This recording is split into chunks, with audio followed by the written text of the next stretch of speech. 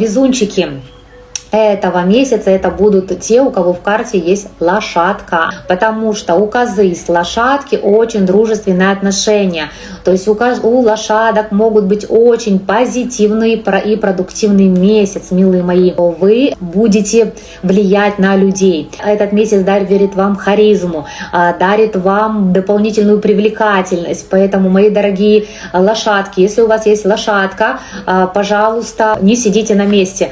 Например, у меня лошадка в дне, поэтому у меня на этот месяц тоже очень много запланировано и по здоровью, и по запускам, потому что я заручаюсь поддержкой и козы, и в принципе коза и благосклонна к обезьянам, кто уже смотрел астропрогноз, поэтому моя карта очень вписана в энергии этого месяца, и я прям жду прорыва, и плюс я же еще активирую, поэтому, мои дорогие, вот так вот.